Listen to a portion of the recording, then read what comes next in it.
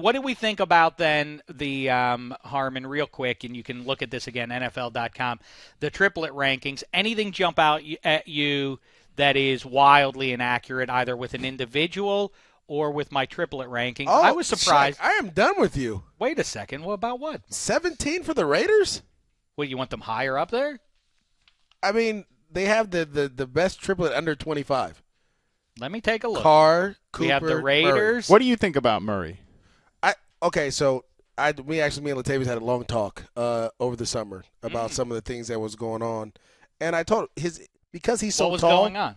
Well, he gets hit and he goes to sleep, and he's not protecting himself, and the reason being is because he's 6'4".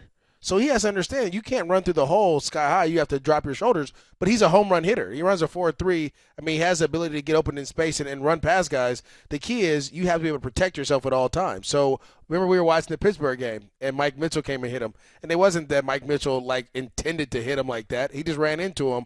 But because Latavius was so high, he didn't get low enough. He gets hit. And I said that's the biggest thing where you have to protect yourself. Because a team – especially this day and age with concussions and things like that, a team's not going to pay you no matter how good you are if you have concussion issues. They'll rather go out and find someone else. I think Latavius, a guy, he's a threat out of the backfield catching the ball. He's a big back who can do goal line carries, short yardage.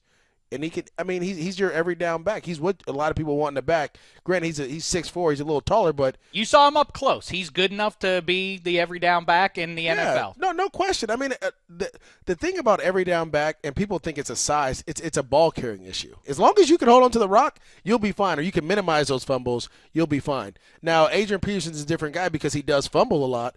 But his talent outweighs that risk, right? So the reward outweighs the risk. But with other guys, it's can you handle the load 300 carries without dropping the ball? If you can do that, we'll be fine. That's an every down back. I agree with that. I always say when people want to get into that, Adrian Peterson or Todd Gurley or Le'Veon Bell in better days, who's the best running back? I will go Bell, and yes, I bleed black and gold, but I say Bell because he never fumbles. He lost one fumble in his rookie season and hasn't lost one since.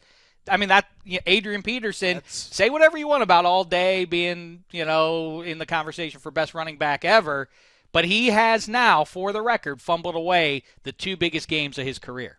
No, and it happens, and that's an issue. And so when you have a guy that drops the ball, offensively, you don't want to ever give the ball back. You want to hold it, and so that you can wear their defense down and put pressure on their offense. Now, with AP, you'll get that home run threat, but every now and then he'll cough it up, and that's an issue. Many ways to skin the cat, and the old cliche about the only statistic that matters is the final score. But 1A is the turnovers, and that's a cliche itself. But it really is ultimately true, and never more so, I feel, than right now.